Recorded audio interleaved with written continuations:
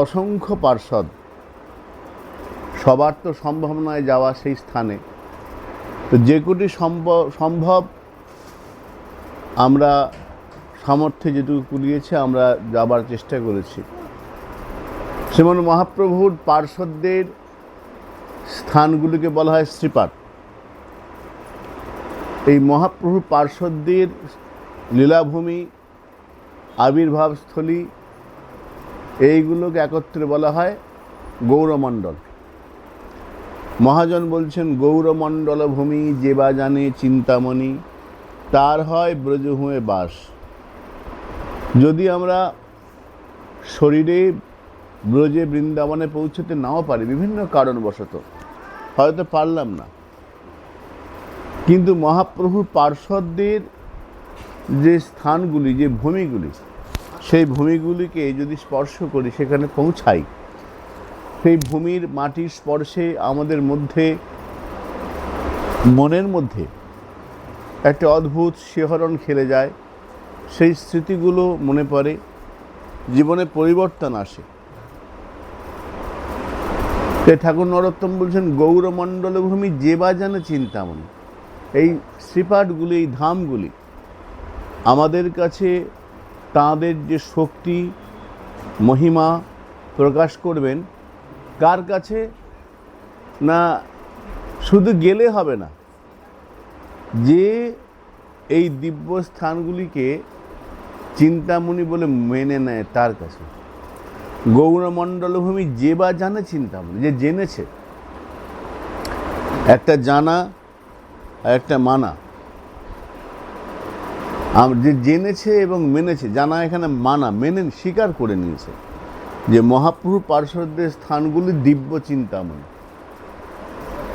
দিব্য চিন্তামণি, গৌরমণ্ডল ভূমি যে বা জানে চিন্তামণি। মহাজন আরও বলছেন, নবদ্বীপ রম্যস্থল অভিন্ন ব্রজমণ্ডল, ত্রিজগৎ অনুপম। ত্রিজগতে, এই ত্রিজগৎ বলতে স্বর্গ মর্ত্য পাতাল, তিন জগৎ। এই ত্রিজগতের মধ্যে নবদ্বীপ ধাম কীরকম বলে, অভিন্ন ব্রজমণ্ডল। তিন জগতে উপমা নাই। স্বর্গমর্ত্য পাতাল সুখের কথা বলা আছে, ভোগভূমি এগুলো, কিন্তু নবদ্বীপ ধাম এবং ব্রজমণ্ডলের অনুপম উপমা দিয়ে, তুলনা দিয়ে প্রমাণ করা যাবে না, এমন মহিমা। অভিন্ন ব্রজমণ্ডল, ত্রিজগৎ অনুপম। নাম শ্রবণে যার, নাশে হৃদয়ের পাপতম। ভগবানের নাম তো করবই, যদি ভগবানের নাম করি, তার ধামের যদি আমরা নাম করি, ভগবানের আবির্ভাবস্থলীর, লীলাভূমির, জন্মভূমির যদি নামগুলো আমরা করি, তাহলে হৃদয়ের যত তাপ সব নাশ হয়ে যাবে। হবে না? হবে তো। মহাপ্রভুর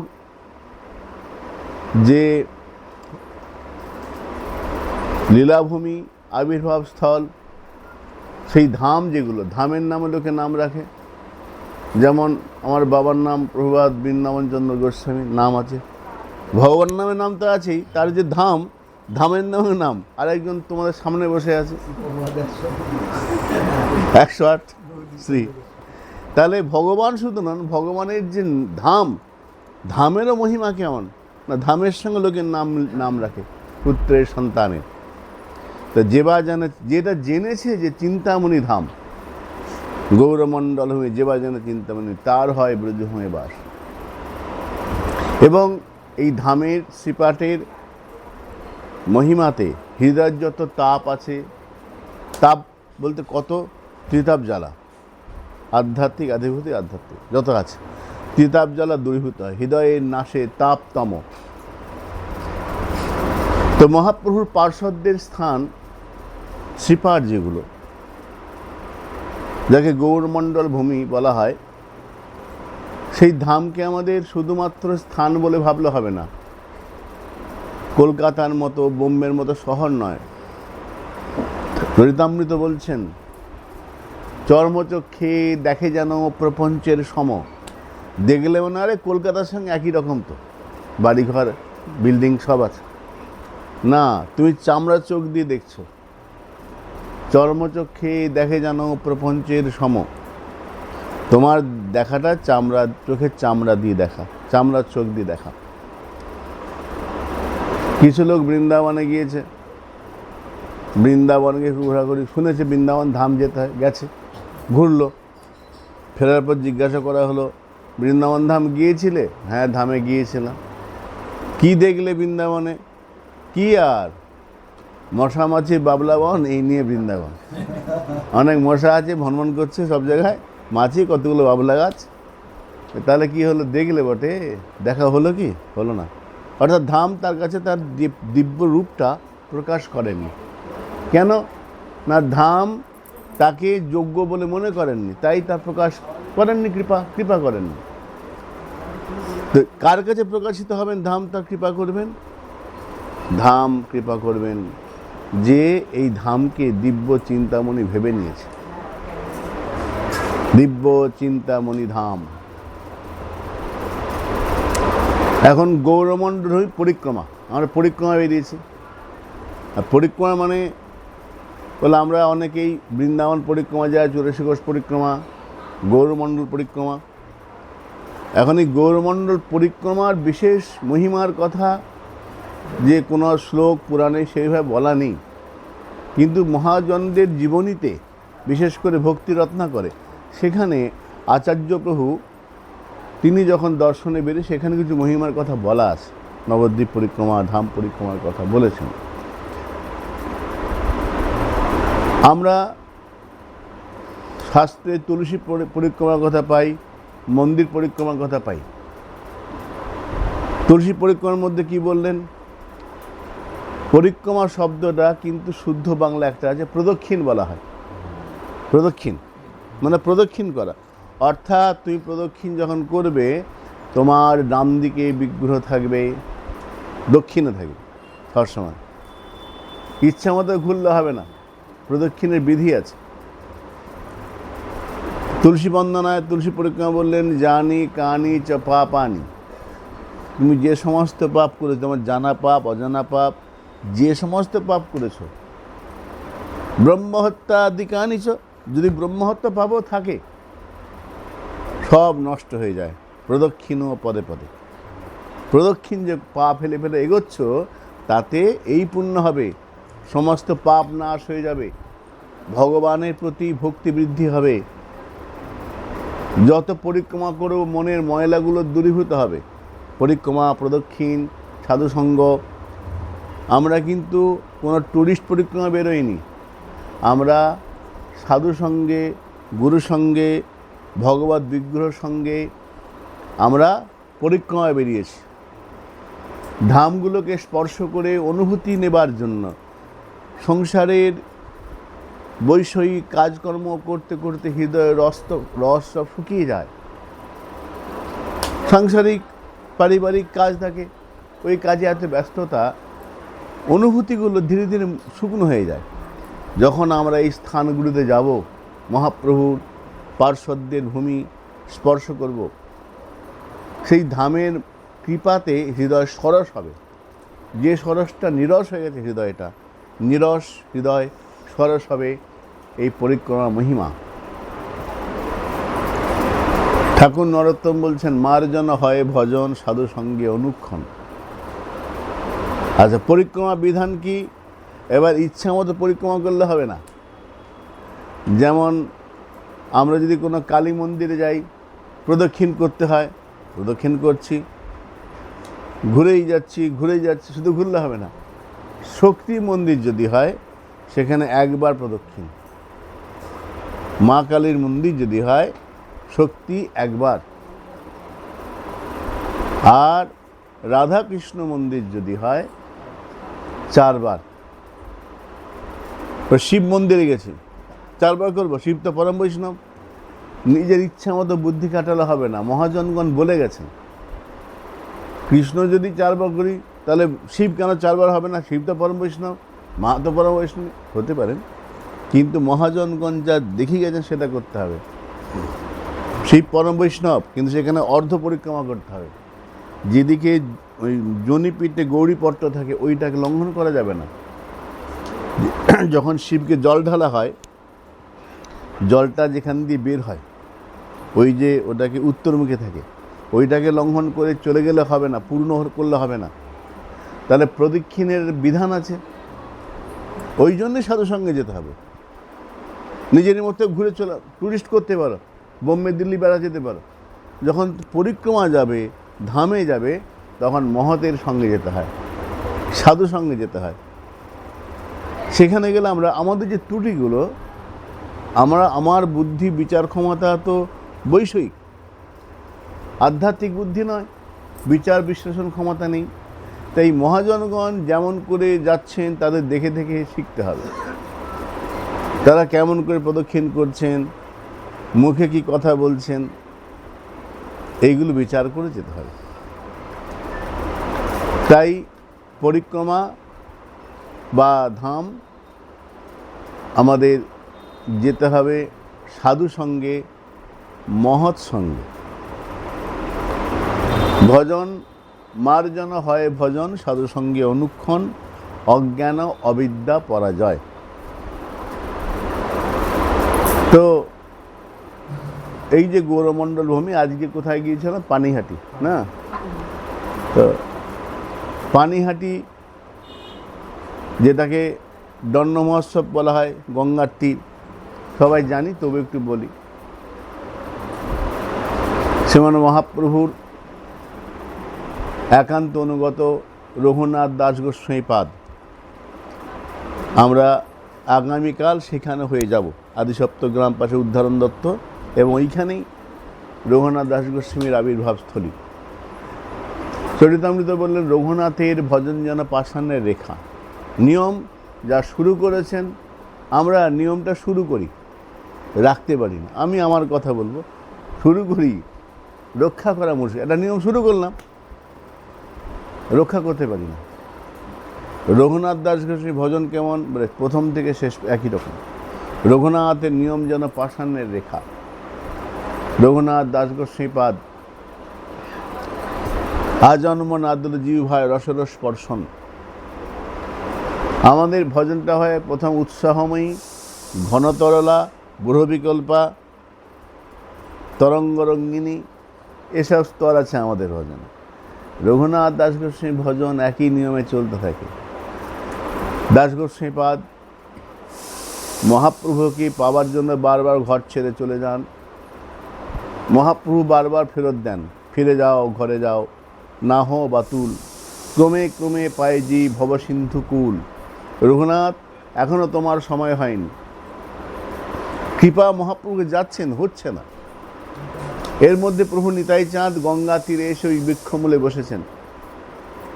রঘুনাথ দাস গোস্বামী শুনেছেন যে মহাপ্রভু এসেছেন, এই নিতাই চাঁদ এসেছেন। রঘুনাথ দাস গোস্বামী তখনকার দিনে 12 লক্ষ টাকার জমিদারি যার, তার সন্তান।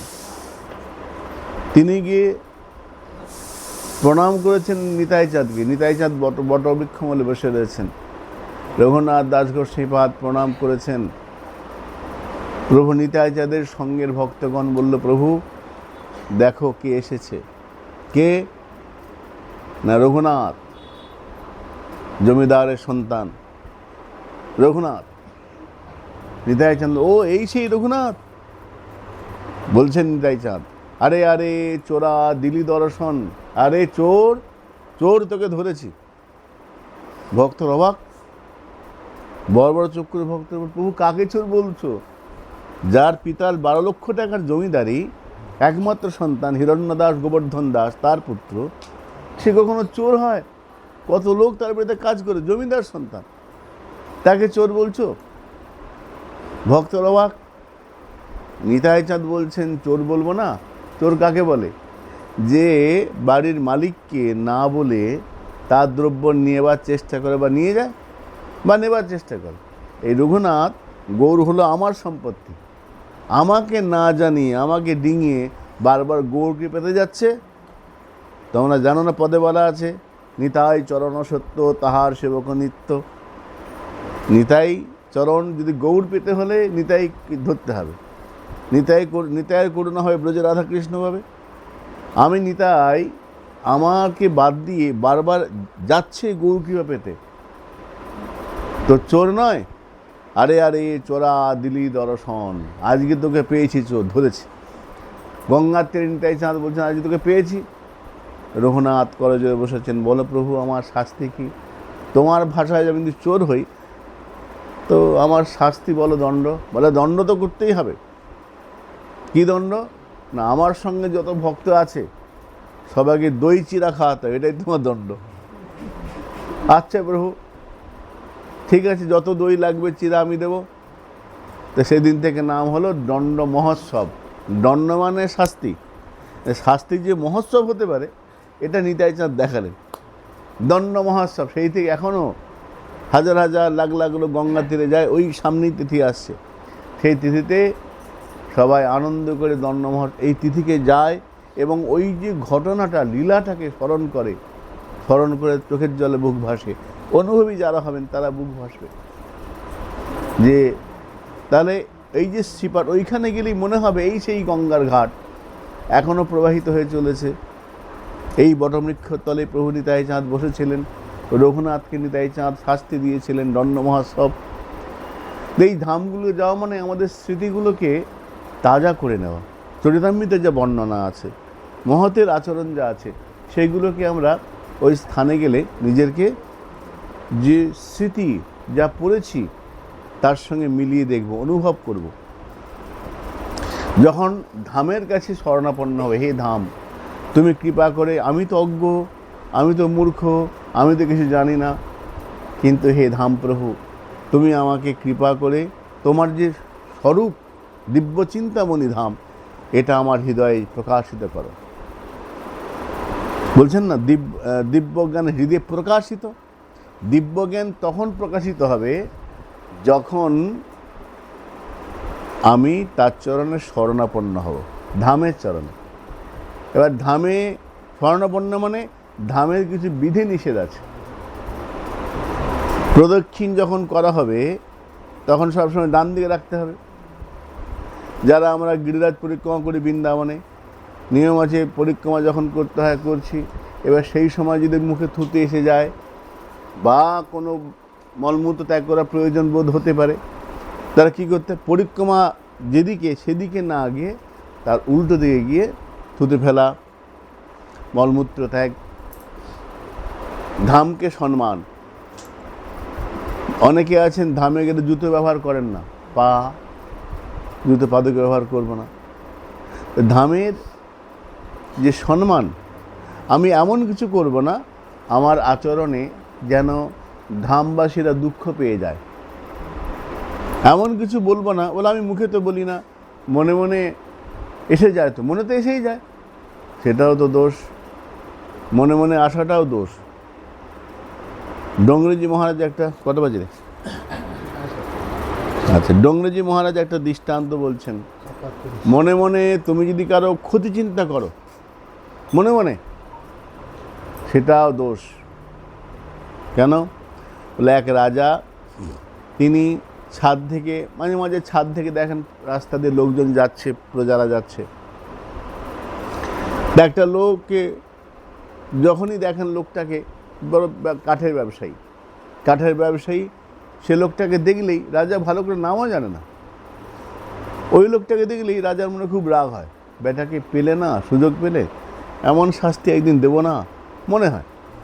রাজা অবাক, এই লোকটার সঙ্গে কোনো পরিচয় নেই, যোগাযোগ হয়নি, ওই লোকটাকে দেখলে আমার খালি মনে হয় দেবো, ভালো সুযোগ পেলে খুব করে টাইট দেবো। তো রাজা মন্ত্রীকে ডেকে বললো, দেখো তো খোঁজ নাও, এই লোকটাকে ভালো করে চিনি না, এই লোকটার সঙ্গে আমার কোনো ঝগড়া হয়নি, কিন্তু ওই লোকটাকে দেখলে আমার মনে খালি মনে হয় বেটাকে পেলে না আচ্ছা করে দেবো, কবে যদি একবার সুযোগ পাই, কিন্তু ভালো করে নামও জানি না, কিন্তু হয়, খোঁজ নাও মন্ত্রী কী ব্যাপার। আচ্ছা মহারাজ। তো মন্ত্রী ছদ্মবেশে লোকটার কাছে গেছে, গিয়ে এই কথা সে কথা বলেন যে মন্ত্রী, এই কথা সে কথা বলতে কেমন ব্যবসা চলছে? ভালোই চলছে। আমাদের রাজা কেমন? রাজা এমনি খুব ভালো লোক, খুবই ভালো লোক। আচ্ছা, এই কথা সে কথা বলতে তো বলছে তোমার কাজ কারবার কেমন?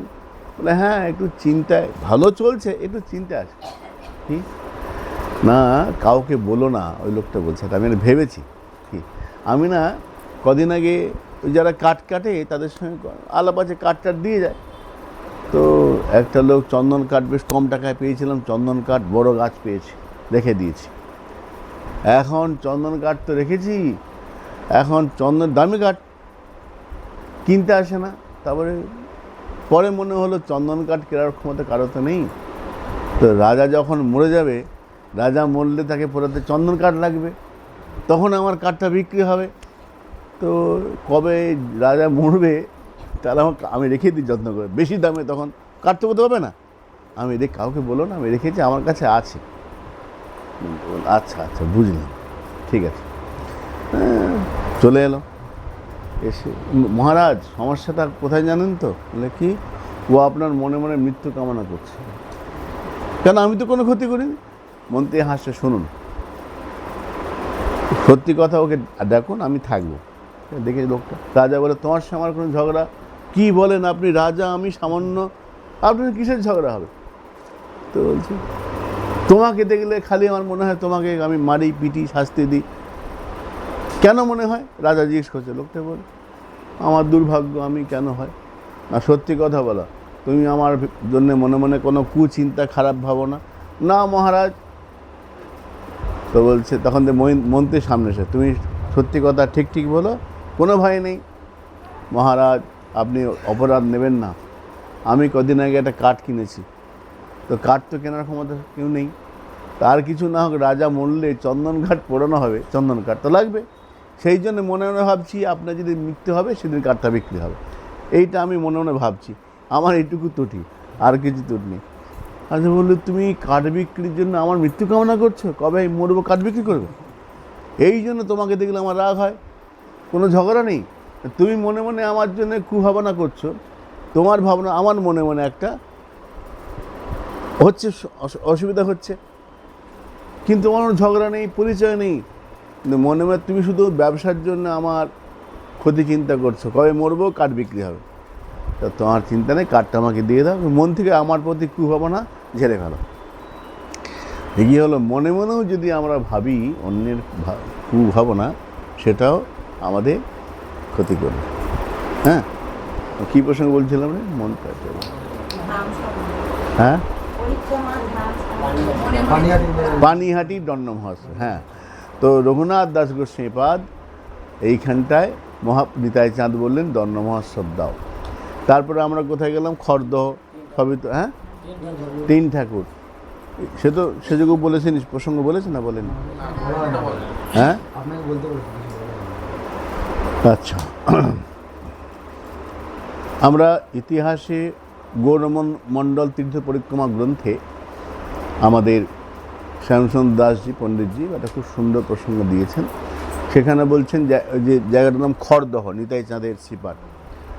তো নিতাই চাঁদ প্রভু নিত্যানন্দ প্রভু, তিনি যখন তৎকালীন রাজাকে বললেন যে আমি এখানে থাকবো, সংসার করব, আমাকে জায়গা দাও, তো তখন গঙ্গাতে যাও, তোমার যেখানে ইচ্ছা, তখন প্রচুর জল, বলে এখানে তুমি নিয়ে নাও যত ইচ্ছা। নিতাই চাঁদ খড় কিছুটা নিয়ে আগুন ধরে ছুঁড়ে ফেলে দিলেন, সেখানে কিছুটা জায়গা বেড়ে গেল, তার থেকে খড়দহ, এরকম একটা প্রসঙ্গ আছে। আর প্রভু নিতাই চাঁদ তার পুত্র বীরচন্দ্র প্রভু একবার এক মুসলমান নবাব প্রায় 80 জন, এই 90 জনের উপর ব্রাহ্মণকে বন্দি করেছে, যে তাদের মেরে তাদের রক্তে কন্যা স্নান করলে মুক্তি হবে, রোগ মুক্তি হবে। বীরচাঁদ প্রভুকে ধরেছেন, বীরচন্দ্র প্রভুকে। তিনি নবাবকে বললেন, আমাদের বন্দি করেছে কেন? বলে মৌলভী বলেছে যে ব্রাহ্মণের রক্তে স্নান করলে মুক্ত হবে, তাই। বললো, তোমার কন্যার সুস্থতার জন্য এতগুলো প্রাণ যাবে? আমি বলছি তোমার কন্যা মুক্ত, যাও। কন্যা সুস্থ হয়ে গেল। নবাব বলে, কি চাই? বলে, কি আর চাই, কিছু চাই না, কন্যা সুস্থ, ছেড়ে দাও ব্রাহ্মণদের। বলে, ব্রাহ্মণদের মুক্তি দিলাম, তোমায় কী দেবো? তো বললে, ওই নবাব কন্যা যেখানে থাকতো সেখানে বড় একটা কালো কষ্টি পাথরের সিঁড়ি ছিল, সিঁড়ি পাথর দিয়ে, সেই সিঁড়িটা, ওই পাথরটা নিয়ে আমাকে দাও। প্রচণ্ড ভারী পাথর, বড় পাথর, নিয়ে গেলে নিয়ে যাও, তোমার কীরকম ক্ষমতা। বীরচাঁদু ওটাকে নিয়ে এলেন, ওইটা দিয়ে 3টে মূর্তি করলেন, আর একটা গোল শালগ্রাম বেরোলো, তার নাম রাখা হলো ডালিম কুমার, ওই খড়দহতেই আছে শালগ্রাম। আর 3 ঠাকুর, রাধাবল্লভ, তারপরে শ্যামসুন্দর, আর একটু দেখলেন নন্দদুলাল। এই 3 ঠাকুর বলা হয়, মাঘী পূর্ণিমাতে দর্শন মহিমা বলা আছে। তো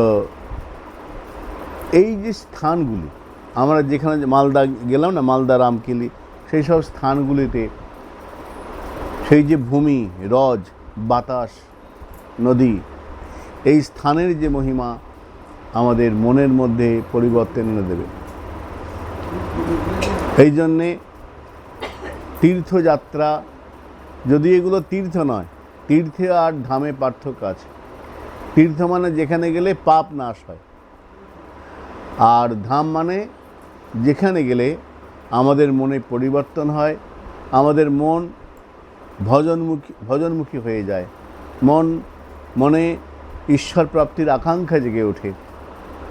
সেই ধুলিতে গেলে ধুলি স্পর্শে মনে হবে এই সেই ধুলি যেখানে রঘুনাথ দাস গোস্বামী, যেখানে রূপ সনাতন সব ছেড়ে, রাজমন্ত্রী ছিলেন, সব ছেড়ে দিয়ে হাউ গৌর হানিতাই বলে পথে নেমেছেন। এই সেই ভূমি। এইবার ওখানে গেলে মনে হবে আমাদের কবে সেদিন হবে। ঠাকুর নরোত্তম বলছেন, কবে আমার হইবে সুদিন। সেই দিনটা কবে হবে? যেদিন কীরকম সুদিন? সুদিন বলতে কি? ঠাকুর নরোত্তম বলছেন, বাহুর উপর বাহু তুলি বৃন্দাবনের কুলি কুলি, কৃষ্ণ বলি বেড়াব কাঁদিয়া, দেখিব সংকেত স্থান জোরাবে তাপিত প্রাণ, প্রেমাবেশে গড়াগড়ি দেব। কবে আমি সেখানে গড়াগড়ি দেব? কবে যেখানে দেখে আমার এই তাপিত চক্ষু দিনরাত সংসারের বঞ্চনা, লাঞ্ছনা, কপটতা দেখে দেখে জ্বলে গেছে চোখটা। সংসারের জগতের এই যে মিথ্যা সংসার, এই সংসারের কপটতা, লাঞ্ছনা, বঞ্চনা দেখে দেখে আমি জ্বলে গেছে, তাপিত হয়ে গেছে। জুড়াবে তাপিত প্রাণ। এই ধামে গেলে প্রাণ তাপিত প্রাণ সেখানে শান্তি পায়। ধামে গেলে অজ্ঞান অবিদ্যা দূরীভূত হয়। এই জন্যে মাঝে মাঝে ধামে যাওয়া, সেই স্থানগুলিকে স্পর্শ করা, রজ অঙ্গে মাখা, সেই ধামের যে নদী, সেই জল স্পর্শ। গতকাল আমরা গেলাম কোথায়? চৈতন্য ডোবা, না? মহাপ্রভুর গুরুদেব ঈশ্বরপুরী মহাপ্রভু যখন সন্ন্যাসে ওই রাস্তায় ফিরছেন, চৈতন্য ডোবা, সেখানে গুরুদেবের জন্মস্থান। মহাপ্রভু একটুখানি রজ নিয়েছেন। আর আমাদের স্বভাব কি? একজন কিছু করলে সবাই সেটা করবে। যেই মহাপ্রভু রজ, সবাই রজ দিতে আরম্ভ করলো। রজ নিতে নিতে ডোবা তৈরি হয়ে গেল, নাম হলো চৈতন্য ডোবা। জায়গাটাও ঈশ্বরপুরীর জায়গা, নাম হলো চৈতন্য ডোবা। কেন? মহাপ্রভু প্রথম রজটা নিয়েছেন। আমরা দেখবে একজন প্রণাম করলে সব লাইন দিয়ে প্রণাম করে, ভাবে আমার কিছু কম হয়ে গেল। খারাপ না, ভালো। হ্যাঁ, তো আমাদের কী রে, তো আর প্রণাম যখন করবে, প্রণামের বিধি আছে। প্রণাম করতে গেলে কীভাবে প্রণাম করব? শাস্ত্রে বললেন যে যদি ভগবত রাধাকৃষ্ণ মূর্তি হয়, নিতাই গৌর হয়, রাম সীতা হয়, লক্ষ্মী নারায়ণ হয়, তাহলে বাম দিকে রেখে প্রণমেদ সবামে বিষ্ণু, দক্ষিণে শক্তি শঙ্করও, শক্তি মানে কালী, দুর্গা, শঙ্কর মানে শিব, ডান দিকে রেখে প্রণমেচ্চ গুরুরা। কিন্তু গুরুদেব যদি হন, সেখানে সিধাসিধি প্রণাম করতে হবে, সিধা প্রণাম করতে হবে। তো একটি নমস্কারে প্রভু, একটি নমস্কারে। এখন প্রণাম মানে এই নয় গুরুদেবের পায়ে খামচি দিয়ে অথবা রক্ত বের করে দিয়ে রক্তি প্রণাম, এটা ভালো না। আমার কয়েকটা অভিজ্ঞতা আছে। একবার রানাঘাটে গিয়েছিলাম আমি, ভাগবতরু আর সমস্ত নবব্রত ব্রহ্মচারী। রেকর্ড হচ্ছে নাকি দেখুন? যাই হোক, সেখানে পাঠ করতে গিয়েছি। তো প্রচণ্ড পাঠে একসঙ্গে মঞ্চে বসে নেমেছি। নামার পরে প্রচণ্ড ভিড়, সব প্রণাম করতে এসেছে। হঠাৎ দিকে পায়ে জ্বালা করছে। জ্বালা করছে কেন? আরে কি এমন ভিড় হয়েছে, দেখ কে সরবে সবাই আমার তো পায়ে জ্বালা লাগবে, পায়ে জ্বলছে, কে শোনে, প্রণাম করতে হবে, ধুলাটা নিতে হয়, পারলে খামচে নিতে হবে, নিতে কিনতে হবে। প্রণাম টনাম হলো। আরেক মহারাজ বলছে আমার বহির্বাস, যা যা আমার বহির্বাস, যা বহির্বাস, এমন প্রণামের চাপ, যা আমার এই আমার কাপড় নিয়ে এসো। এই অবস্থা, প্রণাম করা ভালো কিন্তু মানে একদম ছিন্ন ভিন্ন অবস্থা। পরে আমি পার থেকে যখন গেলাম কমিটির ঘরে, তারপরে পায়ে এখানটা 3টে নখের দাগ, মানে এমন কেউ চিরেছে। তো প্রণাম করা ভালো কিন্তু রক্তারক্তিটা ভালো জিনিস না। হ্যাঁ, তারপরে আবার একটা ঘটনা মনে পড়ে, একবার প্রভুপাদ গৌরী দাস গোস্বামীর সঙ্গে গিয়েছে আসামে, ভাগবত প্রভুর বাবা। তো সেখানে অনেক লোক প্রণাম করছে, উনি দাঁড়িয়েছেন, শান্ত দাঁড়িয়ে আছেন, প্রচুর লোক, অনেক শিষ্য প্রণাম করছে। হঠাৎ উনি বলছে উড়ি বাবা আমার বুড়ো আঙুলটা গেল, কি বুড়ি আঙুল গেল, সব ধরনের কী হয়েছে, এই আমার বুড়ো আঙুলকে কামড়ে দিয়েছে। সব সরালো, দেখে দাঁত, বুড়ো আঙুলের মধ্যে দাঁতের দাগ, কেউ কামড়েছে। এই কে কামড়েছে? তারপরে একজনকে ধরেছে সন্দেহ, তুমি? না না না, ঠিক করে বলো। বলছে হ্যাঁ আমি প্রভুর বুড়ো আঙুলে কামড়েছি। কেন? তো উনি বলছে বাবা এদিকে এসো, আমার প্রতি এত করুণা কেন, তুমি আমার পায়ে কামড়ে দিলে কেন? বলছে কিছু মনে করবেন না, আমাকে জ্যোতিষী বলেছে তোমার দুরারোগ্য কঠিন ব্যাধির সামনে আছে, তো কোনো ভালো ব্রাহ্মণ বা সাধু ভজনকে পেলে এক কামড়ে দিলে তোমার রোগটা সেখানে চলে যাবে, তুমি সুস্থ হয়ে যাবে। তো উনি বলছেন এইরকম তোমার বুদ্ধি, দক্ষিণ তো দিলেই না, তুমি রোগটা আমাকে দিচ্ছ, কামড়ে দে। তো প্রণাম মানে কিন্তু কামড়া রক্তারক্তি নয়। প্রণাম মানে যদি মনে হয় সাধুর চরণধুলি নেব, সাধু চলে গেলে বলতেন আমাদের হাগরঙ্গ বলতেন, সাধু যখন চলে যায় তুমি সাধু চরণধুলি নেবে। শাস্ত্রে বলা আছে বৈষ্ণবের পদধূলি তাহে মোর স্নান খেলি, বৈষ্ণবের নামে তো উল্লাস। কিন্তু পদধূলি মানে কি সাধুকে চিৎ করে ফেলে দিয়ে পায়ে খামচে দিতে হবে? নিশ্চয়ই না। সাধু যখন চলে যাবেন, তোমার ধুলিতে ভক্তি থাকে, বিশ্বাস থাকে, তিনি তো ধুলিগুলোর সঙ্গে নিয়ে যাচ্ছেন না পকেটে করে, ধুলা এখন তো তুলে নাও, মাথায় দাও, কৃপা তাহলেও হবে। হ্যাঁ, তো আমরা প্রণাম করবো। যদি বলেন না বাবা আমাকে ছুঁয়ে না, আমার ছুঁবে না, দূর থেকে প্রণাম করো, তিনি চলে গেলেন, ধুলা গড়াগড়ি দাও, পুরো তো রইলেন। তো আমরা বৈষ্ণবের পদধূলি তাহে মোর স্নান খেলি, এই ধামগুলোতে যাব, সেখানকার রজ যেমন আমার সামর্থ্য মাথায় নেব, গড়াগড়ি দেবো।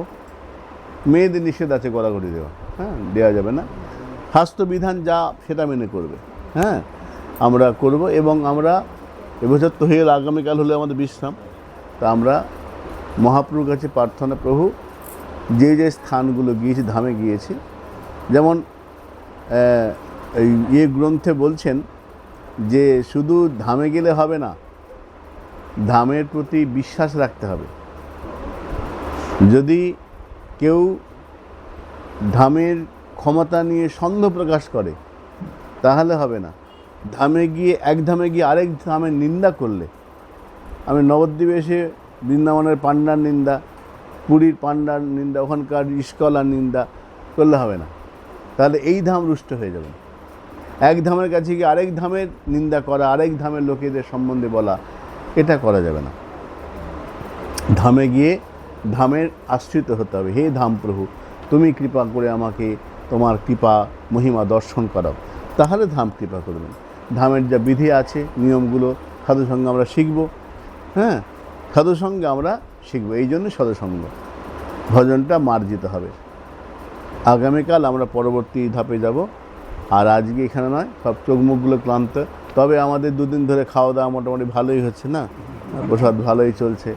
তো মহাপ্রভুর করুণায় আমরা ভজনে অগ্রসর হব, এই প্রার্থনা সকলের কাছে রেখে বিশ্রাম রাখি। শ্রীগুরু প্রেমানন্দ নিতাই গৌর হরি হরি হরে কৃষ্ণ।